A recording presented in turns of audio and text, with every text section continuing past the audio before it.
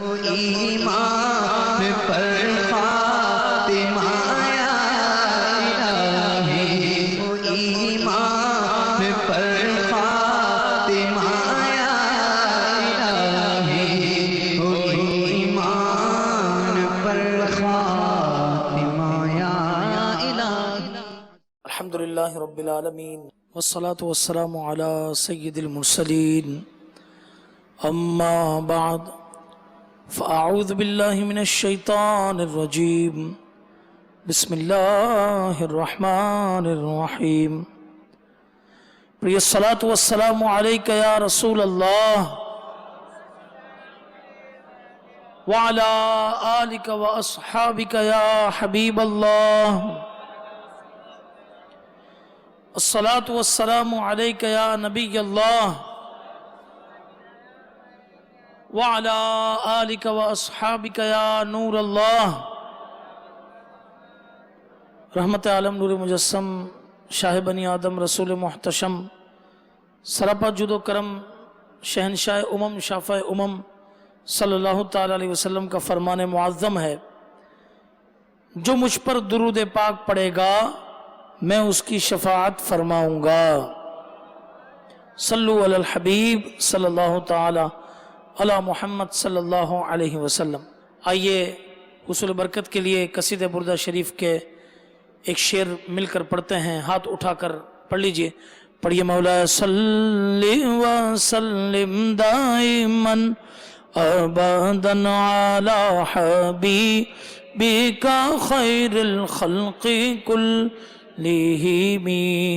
اپنے نیک اور جائز مقاصد کو دل میں رکھ کر ہاتھ اٹھا کر یہ دعا کر لیجئے کہ یا ربی بالمصطفیٰ بلغ مقاصدنا واغفر لنا ما مضى یا واسع الکرم۔ مولاي صل وسلم دائما ابدا على حبيبك خير الخلق كلهم۔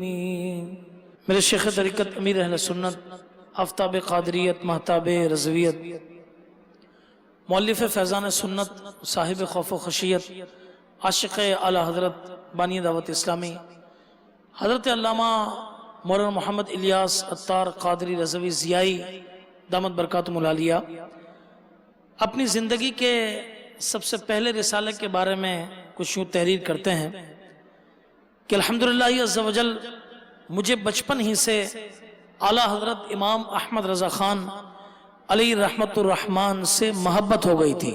تذکرہ احمد رضا بسلسلہ یوم رضا میری زندگی کا پہلا رسالہ ہے، جو کہ میں نے 25 صفر المظفر 1393 ہجری بمطابق 31 مارچ 1973، یعنی ہم میں سے کتنے تو اس وقت شاید پیدا بھی نہیں ہوئے تھے، اسے یوم رضا کے موقع پر جاری کیا تھا۔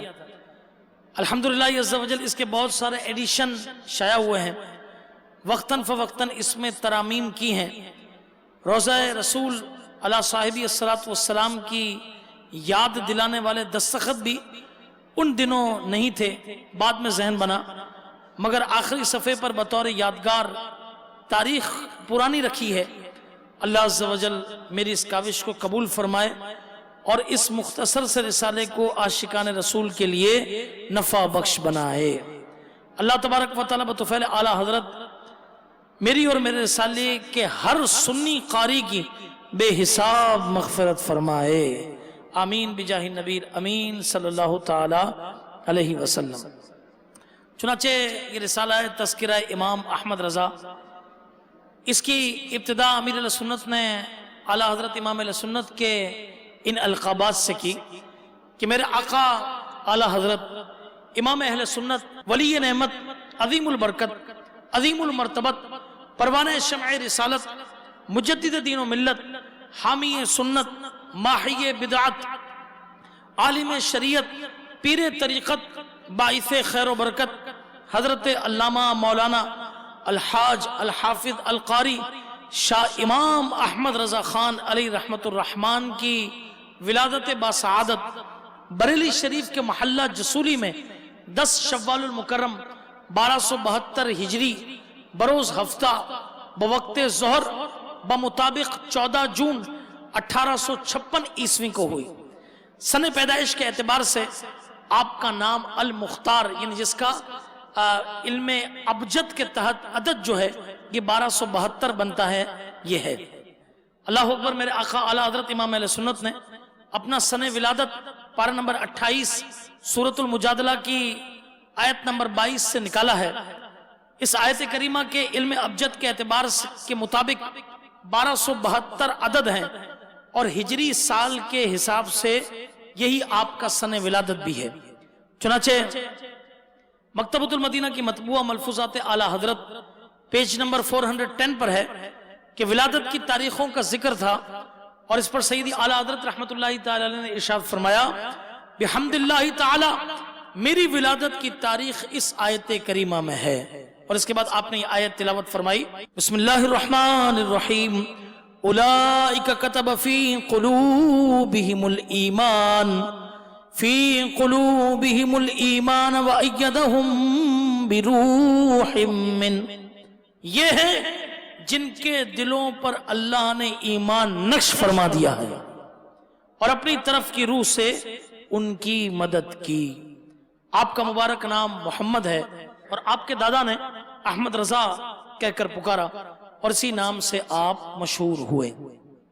कि सरकार दो आलम सल्लल्लाहु ताला अलैहि वसल्लम ने इरशाद फरमाया कि अल्लाह तबारक व ताला इस उम्मत के सिरे पर एक ऐसे शख्स को पैदा करेगा कि जो दीन के कामों के अंदर तजदीद करेगा। उसको कुछ इस तरह आप समझिए, सरकार दो आलम सल्लल्लाहु अलैहि वसल्लम का मुबारक दौर है और हुज़ूर अलैहिस्सलातु वस्सलाम ने अपने दौर के बारे में इरशाद फरमाया कि खैरुल कुरूनी करनी, मेरा दौर तमाम दौरों से बेहतर है। इसके बाद सहाबा इकराम अलैहिम रिज़वान का मुबारक दौर आया और हुज़ूर अलैहिस्सलातु वस्सलाम ने फरमाया था कि फिर इसके बाद का, फिर इसके बाद का ताबईन का दौर आया, तब ताबईन का दौर आया और इस तरह दीन इस्लाम को 100 साल गुजर गए।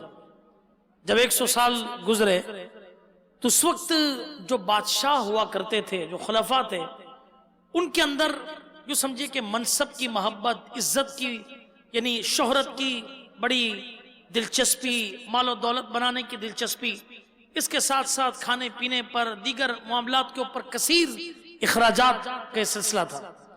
अल्लाह तबारक व तआला ने उस वक्त मनसब तजदीद हजरत सैयदना उमर बिन अब्दुल अजीज को अता किए, जिन्होंने उस दौर के अंदर ये जितने भी शाहाने मिल्लत थे, उनके अंदर जितने मामलात थे, इन सारे मामलात को आपने खत्म करके अब बिल्कुल दोबारा सादगी की तरफ लोगों को लेकर आ गए।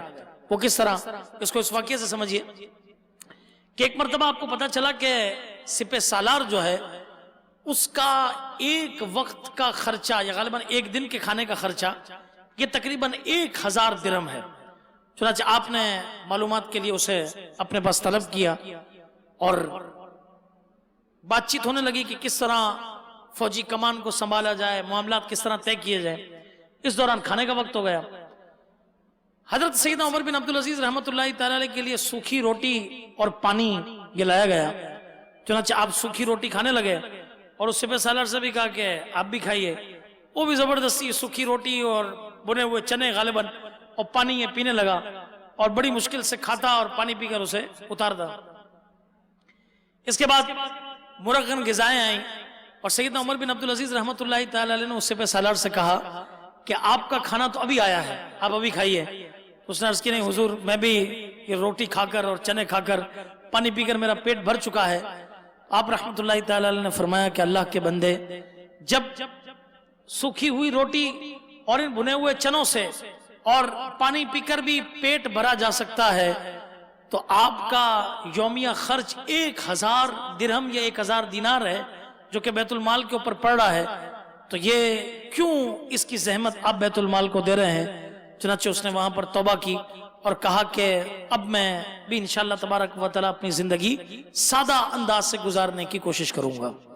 सैयदना उमर बिन अब्दुल अजीज रहमतुल्लाहि तआला के दौर में इबादत का ये ज़ौक़ व शौक़ था कि आपसे पहले और फिर उससे पहले जो खलीफा थे, क्योंकि ये भी एक मामला है कि जिस तरह हुक्मरान की तबीयत होती है इसी तरह रियाया की तबीयत बन जाती है। چنانچہ مورخین نے کتابوں میں لکھا کہ سیدنا عمر بن عبدالعزیز رحمۃ اللہ تعالی علیہ کے پہلے سے پہلے جو خلیفہ تھے انہیں تعمیرات کا اور عمارتوں کا بڑا شوق تھا، تو لوگ آپس میں ایک دوسرے سے یوں ڈسکشن کیا کرتے کہ میرے پاس 2 عمارتیں ہیں، کوئی کہتا میرے پاس 3 عمارتیں، اتنی دکان ہے، کوئی کہتا میرے پاس یہ پراپرٹی ہے، کوئی کہتا میرے پاس یہ پراپرٹی ہے۔ اس کے بعد کے جو خلیفہ ہیں انہیں کھانے پینے کا بڑا شوق تھا، تو لوگ جو ہے نا وہ غذاؤں کی بات کرتے کہ بھئی میرے گھر پہ تو یہ پکا ہے، آپ کے گھر پہ کیا پکا ہے، کوئی کہتا میں نے آج یہ کھایا، کوئی کہتا میں نے آج یہ کھایا۔ سیدنا عمر بن عبدالعزیز رحمۃ اللہ تعالی علیہ یہ اللہ سے ڈرنے والے تھے، تلاوت قرآن کرنے والے تھے، نوافل کی کثرت کرنے والے تھے۔ آپ کی اس عبادت کا ایسا امپیکٹ آپ کی رعایا پر پڑا کہ آپ کے دور کے اندر لوگ ایک دوسرے سے پوچھا کرتے تھے کہ بھائی مہینے میں کتنے بار قرآن ختم کرتے ہو، کتنے دن میں نوافل پڑھتے ہو، کتنے نفلی روزے رکھتے ہو، کتنی اللہ تبارک و تعالیٰ کی عبادت اور اطاعت کرتے ہو۔ بالکل مائنڈ سیٹ چینج ہو گیا۔ اللہ اکبر۔ چنانچہ پہلی صدی ہجری کے مجدد حضرت سیدنا عمر بن عبدالعزیز رحمۃ اللہ تعالی علیہ ہیں کہ جن کے دور کے اندر اس قدر، یعنی حضرت سیدنا فاروق اعظم رضی اللہ تعالیٰ کے دور کی یاد تازہ ہو جائے کرتی، اور بعض مورخین نے آپ کو لکھا کہ آپ اسلام کے 5ویں خلیفہ، یعنی اسی دور کی یاد، خلفائے راشدین کی دور کی یاد تازہ یہ آپ کے دور کے اندر ہوئی۔ اس کے بعد دوسری صدی ہجری بھی گزری، اس میں بھی مجدد تشریف لائے، تیسری صدی ہجری بھی گزری، چوتھی بھی گزری۔ میں سلیکٹڈ صدیوں کے جو مجددین ہیں ان کے بارے میں چند باتیں عرض کروں گا۔ 5ویں صدی ہجری جب آئی تو اللہ تبارک و تعالیٰ نے منصب تجدید حضرت سیدنا امام غزالی رحمۃ اللہ تعالی علیہ کو عطا فرمایا۔ اللہ اکبر۔ آپ کا نام محمد بن محمد غزالی ہے، اور آپ فلسفے اور منطق کے امام ہیں۔ اس وقت کہ جب لوگ فلسفے اور منطق کی یوں سمجھے کہ عمیق گہرائیوں کے اندر کھوئے ہوئے تھے، ہر چیز کو فلسفے اور منطق کے اوپر، فلسفی کے اوپر رکھ کر اسے تولا کرتے تھے، امام غزالی رحمۃ اللہ تعالی علیہ نے ایسا منصب تجدید کو آپ نے نبھایا کہ ان فلسفے اور منطق کی گہرائیوں سے لوگوں کو نکال کر اپنی اصلاح کی طرف مائل کر دیا۔ کیمیاء سعادت کتاب لکھی، منہاج العابدین کتاب لکھی۔ اللہ اکبر۔ اس کے بعد وقت گزرتا گیا، 11ویں صدی ہجری آئی، 12ویں صدی ہجری آئی، 13ویں صدی ہجری آئی۔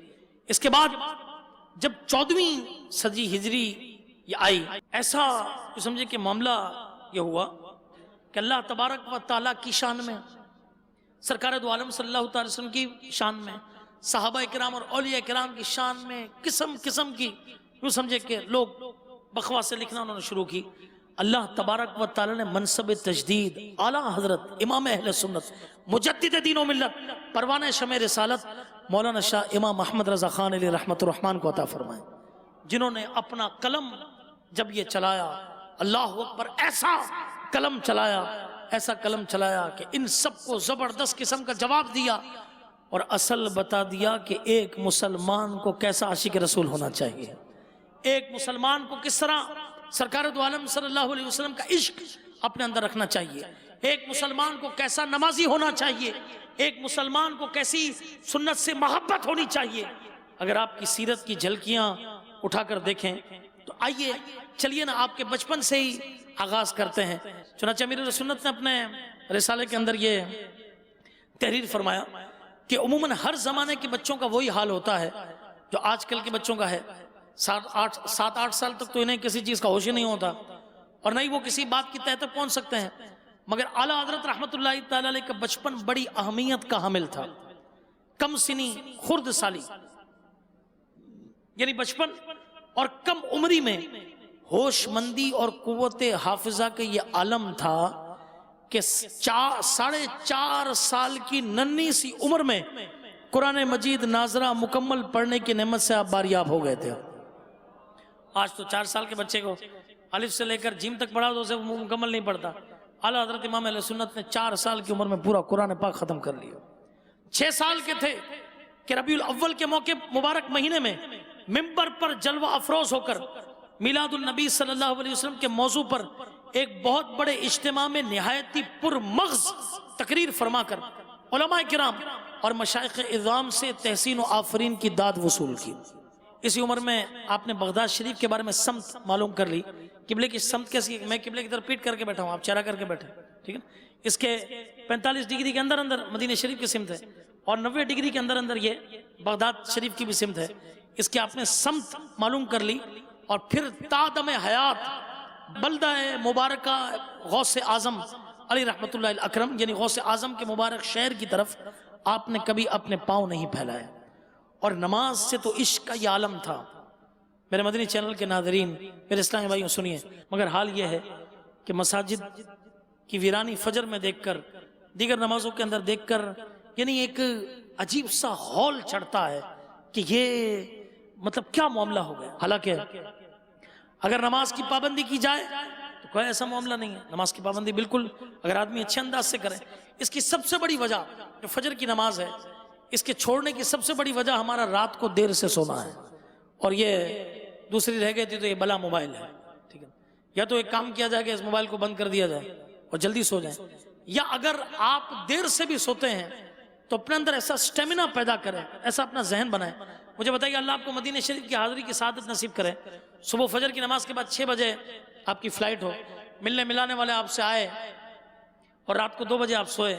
اب آپ کا ارادہ ہے کہ ٹھیک ہے بھائی 4 بجے اٹھ کے نماز کی بھی تیاری کرنی ہے، احرام بھی پہننا ہے، سب کچھ کرنا ہے، ایئرپورٹ کی طرف بھی نکلنا ہے. آپ 2 گھنٹے کے اندر آپ کی آنکھ بھی کھل جائے گی، آپ کی نیند بھی پوری ہو جائے گی، آپ فریش بھی ہو جائیں گے. آپ میری بات سے اتفاق کرتے ہیں. اب مجھے بتائیے آپ کہ جب اس دن یہ کیا جا سکتا ہے، اگر آپ لیٹ ہی سو رہے ہیں تو خدا را نماز کی فکر کیجئے، اٹھ جائیے، نماز با جماعت ادا کیجئے، ذکر و اذکار کر لیجئے. اب ٹھیک ہے دوبارہ آرام کرنا ہے تو آرام کر لیجئے، مگر یہ کہ نماز کے لیے آدمی کو اٹھنا چاہیے، اس کے لیے کوشش کرنی چاہیے. یاد رکھیے نماز کسی صورت بھی معاف نہیں ہے. ایک مرتبہ اعلیٰ حضرت امام اہل سنت کو نماز سے کتنی محبت تھی کہ ایک بار آپ بیمار تھے اور آپ کو لے جانے والا کوئی نہیں تھا، تو آپ گھر سے گھسٹتے ہوئے مسجد کی طرف آنے لگے.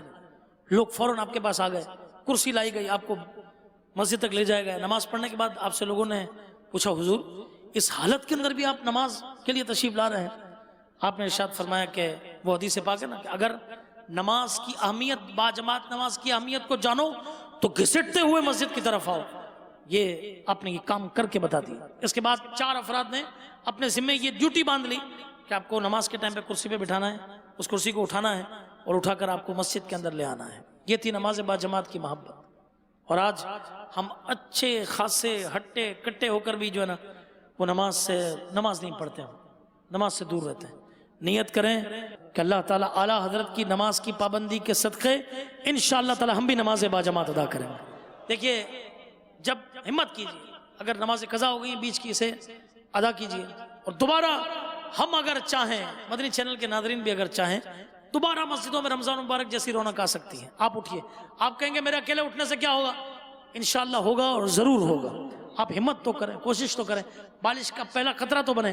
آپ اٹھیں، نماز کے لیے جائیں، پھر آپ کے گھر میں آپ کا بھائی ہے اس کو لے جائیں، والد صاحب ہیں ہاتھ پاؤں دبا کے ان کو لے جائیں، آپ والد ہیں بچوں کو محبت سے مسجد کی طرف لے جائیے. پھر اس کے بعد آئیے دیکھیں، آپ دیکھیں گے کہ یار یہ پڑوسی بھی اپنے بھی نماز رمضان میں نماز کے لیے جاتے تھے، یہ بھی آتا تھا، اس کو بھی ہاتھ پکڑ کے لے جائیں.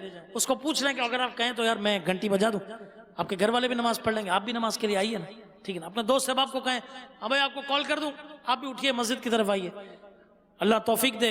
الصلاۃ خیر من النوم کی صدائیں لگاتے ہوئے اگر آپ کو شرم و جھجک آ بھی رہی ہے تو صرف اتنی صدا لگا دیں کہ نماز نیند سے بہتر ہے. یہ صدا لگاتے ہوئے آپ مسجد کی طرف آ جائیے. انشاءاللہ تبارک و تعالیٰ یقین مانیے کہ انشاءاللہ دوبارہ مساجد کے اندر وہ رونقیں انشاءاللہ شروع ہو جائیں گی. اور اگر آپ نے کسی کو نماز فجر پڑھا دی تو آپ یقین مانیں، یہ تجربے کی بات ہے کہ انشاءاللہ تبارک و تعالیٰ وہ 4 نمازیں دوسری بھی اللہ نے چاہا تو اللہ کی دی ہوئی توفیق سے وہ ضرور پڑھے گا انشاءاللہ تبارک و تعالیٰ. تو نیت کرتے ہیں کہ انشاءاللہ تبارک و تعالیٰ فجر کے لیے کوششیں تیز کر دیں گے انشاءاللہ. مدنی چینل کے ناظرین بھی کوشش کریں، اٹھیں. اسلامی بہنیں ہیں وہ بھی اپنے محارم کو اٹھائیں، انہیں ہمت دلائیں، انہیں شوق دلائیں کہ رمضان میں آپ جایا کرتے تھے، اب بھی جائیں. انشاءاللہ مسجدیں اللہ نے چاہا تو دوبارہ آباد ہو جائیں گی. امیر اہل سنت لکھتے ہیں کہ نماز سے تو عشق کی حد تک لگاؤ تھا، چنانچہ نماز 5 گانا با جماعت تکبیر اولیٰ کا تحفظ کرتے ہوئے مسجد میں جا کر ادا کیا کرتے تھے. جب کسی خاتون کا سامنا ہوتا تو فوراً نظر نیچی کرتے ہوئے جھکا لیا کرتے.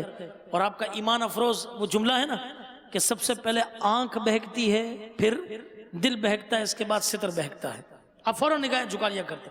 گویا کہ سنت مصطفیٰ علیہ تحیت و ثنا کا آپ پر غلبہ تھا، جس کا اظہار کرتے ہوئے حضور پرنور صلی اللہ علیہ وسلم کی خدمت عالیہ میں یوں سلام پیش کرتے ہیں کہ نیچی آنکھوں کی شرم و حیا پر درود، نیچی آنکھوں کی شرم و حیا پر درود، اونچی بینی کی رفعت پہ لاکھوں سلام۔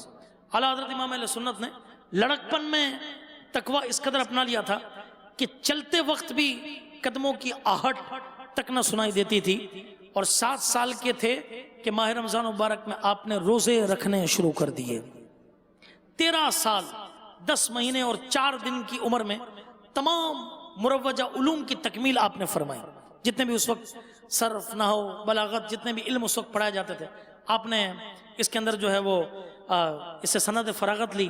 اسی دن آپ کے والد گرامی نے آپ کو مسند افتاء پر بٹھا دیا۔ اس کی وجہ یہ بنی کہ آپ نے ایک فتویٰ کا، آپ نے ایک سوال کا جواب یہ دیا۔ اللہ اکبر۔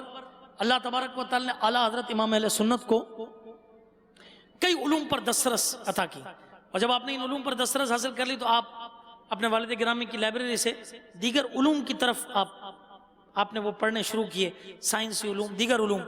آپ کے والد گرامی نے فرمایا کہ قرآن و حدیث کے علم میں غوطہ زن ہو جاؤ، اللہ تبارک و تعالی دیگر علوم تمہیں خود بخود عطا فرما دے گا۔ چنانچہ امیر اہل سنت نے لکھا کہ اللہ تبارک و تعالی نے اعلیٰ حضرت کو بے اندازہ علوم جلیلہ سے نوازا تھا۔ آپ نے کم و بیش 50 علوم میں قلم اٹھایا۔ اب جب ان علوم کی بھی یوں سمجھے کہ برانچز بننے لگی تو ابھی موجودہ ایک کسی نے اعلیٰ حضرت امام اہل سنت پر پی ایچ ڈی کیا، مقالہ لکھا، انہوں نے اعلیٰ حضرت امام اہل سنت کے اوپر یہ تحقیق کی کہ اللہ تبارک و تعالی نے اعلیٰ حضرت کو 102 یا 103 علوم پر دسترس عطا فرمائی تھی، 100 سے زیادہ علوم پر، اور باقاعدہ ان علوم کے، ان سبجیکٹس کے نام آپ نے لکھے۔ اللہ اکبر۔ آپ کو ہر فن میں کافی دسترس حاصل تھی۔ علم توقیت، یعنی اعلیٰ حضرت امام اہل سنت ایک عالم تھے، ایک مفتی تھے، اس کے ساتھ ساتھ نعت گو شاعر تھے، مگر یہ بات ذہن نشین رہے کہ اعلیٰ حضرت واز آلسو اے سائنٹسٹ۔ اعلیٰ حضرت امام اہل سنت ایک سائنسدان بھی تھے۔ جی ہاں، آپ کو علم توقیت پر اتنی دسترس اور اتنا کمال حاصل تھا کہ دن کو سورج اور رات کو ستارے دیکھ کر گھڑی ملا لیا کرتے تھے۔ کوئی ہے جو بتا سکے کہ ابھی دوپہر میں جو ہے نا وہ 1 بج رہا ہے یا 3 بج رہا ہے، دونوں میں دھوپ تو ایک طرح کی ہوتی ہے، آپ کو پتہ چل جاتا تھا۔ بالکل گھڑی ملا لیا کرتے تھے، اور ایسی ملاتے تھے کہ وقت بالکل صحیح ہوتا اور 1 منٹ کا فرق بھی اس کے اندر نہ آتا۔ علم ریاضی یعنی میتھمیٹکس کے اندر آپ یگانہ روزگار تھے۔ چنانچہ علی گڑھ یونیورسٹی کے وائس چانسلر ڈاکٹر ضیاء الدین، جو کہ ریاضی میں غیر ملکی ڈگریاں اور تمغہ جات حاصل کیے ہوئے تھے، کئی میڈلز انہوں نے حاصل کیے تھے، کئی ڈگریز حاصل کی تھیں، کئی سرٹیفکیٹس آپ کو ملے ہوئے تھے۔ آپ رحمۃ اللہ تعالی علیہ کی خدمت میں ریاضی کا ایک مسئلہ پوچھنے کے لیے یہ آئے۔ چنانچہ پہلے آپ نے سوچا کہ میں اس کے لیے جرمنی جاؤں گا، جہاں سے انہوں نے میتھمیٹکس پڑھی تھی۔ حضرت علامہ سید سلیمان اشرف رحمۃ اللہ تعالی علیہ، جو کہ اس وقت علی گڑھ یونیورسٹی کے اندر اسلامیات کے شعبے کے ڈین تھے، یہ جو ڈپارٹمنٹس ہوتے ہیں اس کے ڈین جو ہوتے ہیں وہ اس کے ہیڈ ہوتے ہیں۔ چنانچہ یہ میتھمیٹکس کے ہیڈ تھے، وہ شعبہ اسلامیات کے ہیڈ تھے۔ انہوں نے دعوت دی کہ آپ میرے پیر و مرشد اعلیٰ حضرت امام اہل سنت کے پاس چلیے۔ انہوں نے کہا کہ میں نے جرمنی سے میتھمیٹکس پڑھی، مجھے اس کا علم نہیں آتا، اس سوال کا جواب نہیں پتا۔ تو اعلیٰ حضرت امام اہل سنت تو ایک بریلی چھوٹے سے شہر میں رہتا ہے، تو وہ کس طرح اس مسئلے کا حل کر دیں گے؟ آپ نے فرمایا چلیے تو صحیح، اگر کچھ نہیں ہوگا تو کم از کم ایک اللہ والے کی زیارت ہی ہو جائے گی، اللہ والے کی زیارت ہی ہو جائے گی۔ چنانچہ وہ چلے آئے۔ یہ بھی پتا چلا کہ آدمی اگر اپنے ہم منصب کو، اپنے کلیگ کو، اپنے ہم منصب کو نیکی کی دعوت دے تو اسے ضرور اثر کرے گی۔ ہمارا کیا ہوتا ہے، ہم کہتے ہیں یار اس کی مرضی، ہم اسے کیوں اجتماع کی دعوت دیں، ہم اسے کیوں بلائیں؟ نہیں، ہمیں چاہیے کہ اپنے ہم منصب کو ہم ضرور کہیں کہ بھائی آپ بھی اجتماع میں، اگر آپ ٹیچر ہیں ٹیچرز کو دعوت دیجیے، اگر آپ ڈاکٹر ہیں اپنے ہم منصب ڈاکٹرز کو دعوت دیجیے، انہیں بھی نماز کا کہیے، انہیں بھی دینیات کا کہیے، انہیں بھی اسلام کے بارے میں بتائیے، انہیں بھی سنتوں کی طرف لائیے، انہیں بھی نیک اجتماعات کی طرف لائیے۔ اعلیٰ حضرت امام علیہ سنت نے ارشاد فرمایا کہ کیا سوال ہے؟ انہوں نے کہا وہ ایسا مسئلہ نہیں ہے کہ جسے آسانی سے عرض کروں۔ اعلیٰ حضرت نے ارشاد فرمایا کچھ تو فرمائیے۔ چنانچہ وائس چانسلر صاحب نے سوال پیش کیا وہ سوال بتاتے گئے، اعلیٰ حضرت رحمۃ اللہ تعالی اس کا جواب لکھتے گئے. جیسے ہی ان کا پرابلم ختم ہوا، اعلیٰ حضرت نے سولوشن جو ہے وہ آپ کے سامنے رکھ ڈالا. اسی وقت جواب تسلی بخش جواب دے دیا. انہوں نے انتہائی حیرت سے کہا کہ میں اس مسئلے کے لیے جرمنی جانا چاہتا تھا. اتفاقاً ہمارے دینیات کے پروفیسر مولانا سید سلیمان اشرف صاحب نے میری رہنمائی فرمائی اور میں یہاں حاضر ہو گیا. یوں معلوم ہوتا ہے کہ آپ اسی مسئلے کو کتاب کے اندر دیکھ رہے تھے. ڈاکٹر صاحب بس فرحت و مسرت واپس تشریف لے گئے اور آپ رحمت اللہ تعالی کی شخصیت سے اس قدر متاثر ہوئے کہ آپ نے اسی وقت داڑھی شریف کی نیت بھی کر لی اور صوم و صلات کے پابند ہو گئے. اللہ عز و جل کی ان پر رحمت ہو اور ان کے صدقے ہماری مغفرت ہو.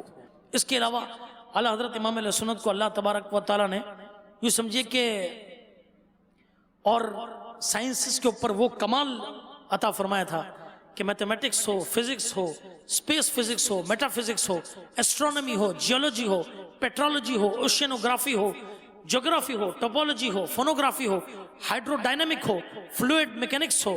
اس کے علاوہ میڈیکل سائنس کے اندر بایولوجی ہو، سائیکالوجی ہو، پیرا سائیکالوجی ہو، فزیولوجی ہو، جینیٹکس ہو، ایمبرائیولوجی ہو، لیپرسی ہو، پلیگ ہو، الٹرا ساؤنڈ میکینزم ہو، بلڈ سرکولیٹری سسٹم ہو، ایولیوشن تھیوری آف ہیومن بین ہو. سب چیزوں پر اعلیٰ حضرت امام علیہ سنت کو اللہ نے دسترس عطا فرمائی تھی. اتنے علوم پر دسترس تھی. اچھا آپ اگر یوں سمجھے کہ سائنس کے اوپر اگر آپ کتابیں دیکھیں، اعلیٰ حضرت امام علیہ سنت نے 1000 سے زائد کتابیں لکھی. کتنی کتابیں لکھی؟ 1000 سے زائد. قرآن مجید فرقان حمید، اس کی یوں سمجھے کہ اصول تفسیر اور تفسیر قرآن کے اوپر آپ نے 50 سے زائد کتابیں لکھی. حدیث کے اوپر اصول حدیث، اس کے اوپر جو حاشیہ آپ نے چند حدیث کی کتابوں پہ لگائے، یہ آپ نے 30 کتابیں عربی، فارسی اور اردو کے اندر لکھی. جامع الاحادیث کی 6 جلدوں کے اندر ہے. 3600 احادیث پر اس کے اندر یہ سمجھے کہ موجود ہیں. فقہ کے اوپر، اصول فقہ کے اوپر، فتاوی جات کے اوپر، اس کے حاشیوں کے اوپر 250 سے زائد کتابیں آپ نے لکھی. اس طرح 250 سے زائد کتابیں اور جو مضامین لکھے، اور اس کی 8000 سے زائد یہ فتاوی یہ بنتے ہیں. حتیٰ کہ آپ نے نام سنا ہوگا فتاوی رضویہ، اس کی 12 جلدیں، اور جو نئی جو چھپی ہے اس کی تو یوں سمجھے کہ 30 جلدیں یہ موجود ہیں. سائنس اور سوشل سائنس کے اوپر آپ نے 400 سے زائد کتابیں لکھی. کتنی کتابیں لکھی؟ 400 سے زائد کتابیں لکھی.